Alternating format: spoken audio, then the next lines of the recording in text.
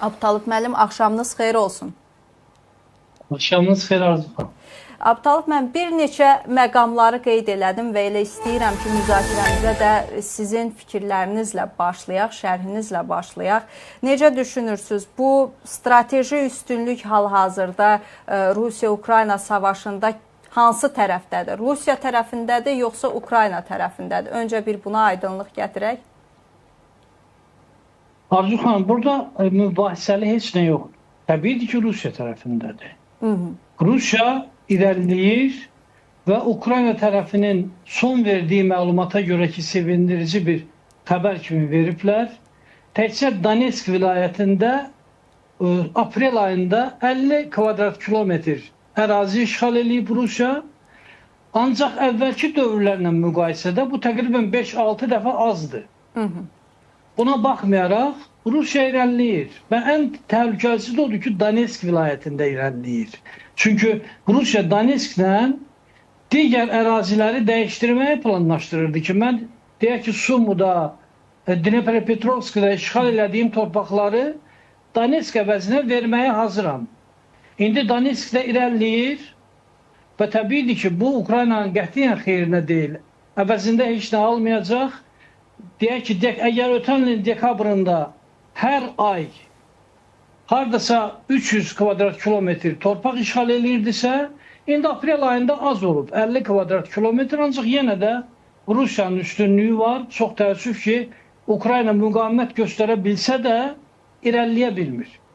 Abtalib müəllim, The Economist nəşrində qeyd olunmuşdu ki, əslində son 3 ildə belə deyək, ən son belə deyək, inkişafına baxanda prosesin son dönəmlərdə Ukrayna müharibənin təşəbbüsünü ələ almış kimi görünür. Yəni, hətta Rusiya nəzarət etdiyi o 100 kvadrat kilometrdən artıq bir ərazi olub ki, artıq o ərazi Rusiyanın nəzarətində deyil, Ukraynanın nəzarətindədir və bu nöqtədə də bu savaşda artıq son dönəmdə strateji üstünlük Ukrayna tərəfinə keçdiyinə görə də artıq savaşın məğlubunu zaman da və rəqəmlər də bizə göstərəcək ki, məğlub tərəfi Rusiyadır. Bu The Economist nəşrində qeyd olunub əlbəttə ki, bu məlumatlar və mən belə başa düşdüm ki, siz bu qeyd olunan məqamlarla razı deyilsiniz. Təbii ki, razı deyiləm, çünki o nəşr baxmayaraq ki, kifayət qədər nüfuzlu nəşrdir, ancaq rəqəmlər ortadadır. Rusiya Ukraynanın hardasa 122-123 min kvadrat kilometr arasında işğal edib. Arada bəzi istiqamətlərdən Ukrayna hücuma keçir.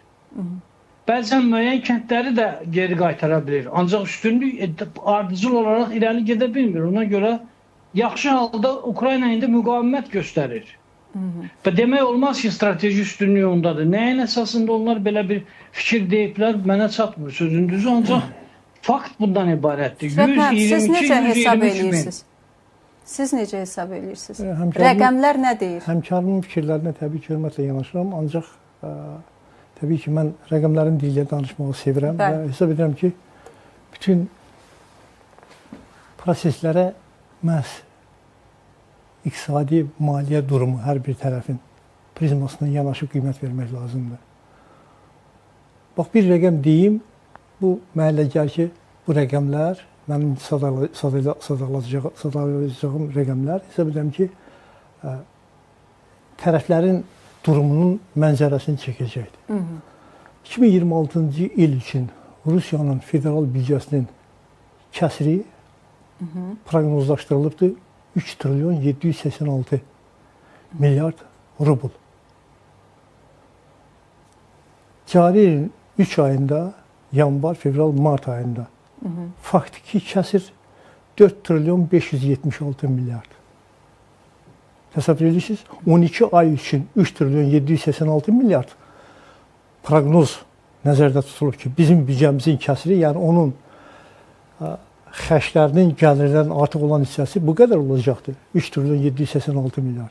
Artıq birinci rübdə bu rəqəm 4 trilyon 576 milyarddır. Bu girişatla ilin sonuna Rusiya büdcəsinin kəsiri gəlib hardasa 18 trilyon 304 milyard rubl olacaqdır.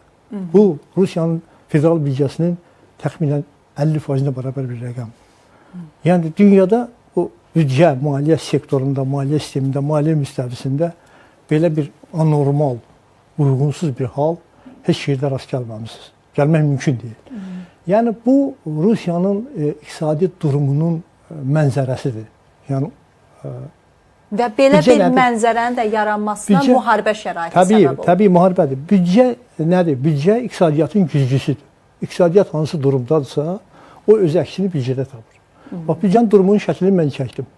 Təxminən bu ilin 3 ay ərzində 12 ay üçün planlaşdırılmış, cari ilin 12 ay üçün planlaşdırıldığından 5 dəfə çox büdcə kəsiri xərclənibdir. Pul yoxdur, vəsait yoxdur.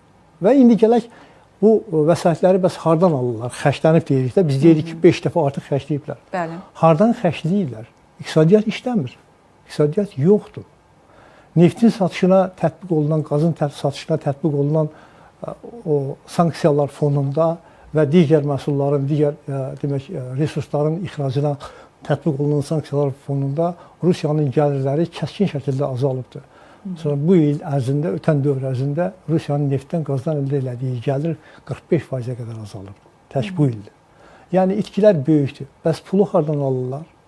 Bax, çox qəribə, yəni bənzəri olmayan bir sxemlə bunlar pul əldə edib müharibəni maliyyələşdirirlər və təbii ki, büdcənin xərclərinin böyük əksəriyyəti müharibənin maliyyələşməsinə gedir.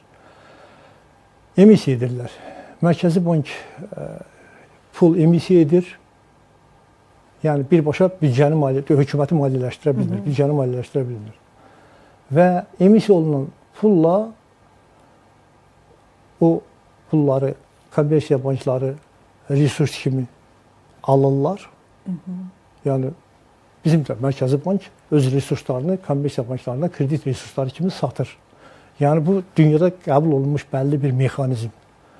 Banklar, kommersiya bankları Mərkəzi Bankın emisiya elədiyi, yəni heç bir əsası olmadan, iqtisadi əsası olmayan, yəni sadəcə olaraq yalançı, biraz da sadə dillə deyim ki, tamaşaçılarımız üçün də aydın olsun, yalançı pulları emisiya edir və o emisiyada olunmuş pulları kommersiya bankları kredit resursu kimi alırlar və həmin resurslarla, həmin kredit resursları ilə də demək, Maliyyə Nazirliyinin qiymətli kağızlarını alırlar. Yəni, sanki Mərkəzi Bankdan aldıqları resursu qaytarırlar Maliyyə Nazirliyinə, Maliyyə Nazirliyi həmin pullarla müdafiəni maliyyələşdirir, müdafiə xərclərini maliyyələşdirir, hərbiçilərin, bilirsiniz, orada 300-350 min kontraktla, demək, o kontrakt bağlayan döyüşçülərə pul ödənilir, böyük pullardır bunlar və bu pullar ödənilir. Bax, bu minvalla bugün müharibə başlayandan 2022-ci ilin fevral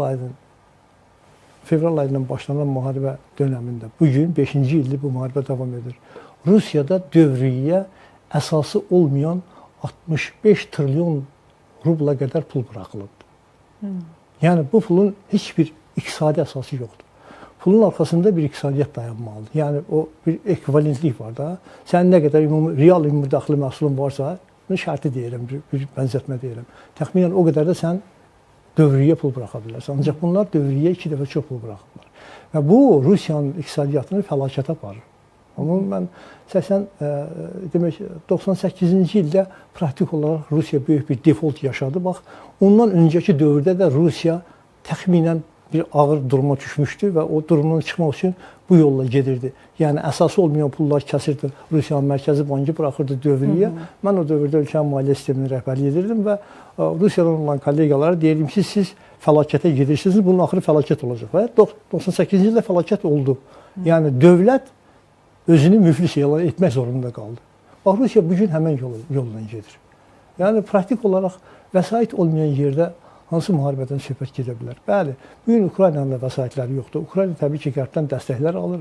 Amerika indi bir balaca o dəstəyin müstəvisini dəyişibdir. Bu satdığı silahların da pulunu Avropadan almağı hədəfləyir və bu istiqamətdə işlər görür. Amma bütövlükdə bu müharibədə Ukrayna özünün güclü hərbi sənayesini yaratdı. Bugün Ukraynada istehsal olunan pilotsuz uçuş aparatları artıq 1500 deyil, 2000 və ondan artıq kilometr məsafədə Rusiyada istənilən strateji obyektləri vura bilir. İndi mənə maraqlıdır ki, Ukrayna öz hərbi sənayesini yaratdı. Abtalib müəllim, Rusiya nəyə nail oldu bu savaşda? Nə yaratdı? Fikrət müəllim Rusiyanın iqtisadi vəziyyətini dedi, büdcə ilə bağlı problemləri dedi. Çox təəssüf ki, hələ döyüş cəbhədə bu özünü göstərmir. Və təbii ki, biz arzulayardıq ki, həmin o büdcə problemləri cəbhədə də özünü göstərsin. Pentagonun siz hazırladığı arayışdan danışdınız. Orada nə yazıblar? Rusiyanın həm silahları daha çoxdur, həm də insan potensialı, əskəri. Yəni, hələlik Ukrayna bu məqamdan istifadə edə bilməyib. Eləyə bilərmi? Fikrət müəllim dedi ki, Amerika Birləşmiş Ştatları yardımın istiqamətini dəyişib və sizə qalsa yardım eləməmək yolunu tutub silah satır. Ukrayna özünün silah ehtiyacının 60%'ini ödəyir. 60%'ini. Yerdə qalan 40% Avropa ilə Amerika Birləşmiş Ştatlarının üstünə düşür. Ancaq Avropanın da verdiyi silahın hardasa 70% Amerika silahlarıdır. İndi təsəvvür edin, Amerika İranla bu müharibənin başlayandan sonra hətta pul qarşılığında da satmır. Və təbii ki, Ukraynanın bu cəhətdən çox ciddi problemləri var. Yenə də deyirəm, söhbət strateji üstünlükdən gedirsə, bu gün Rusiyanın tərəfindədir.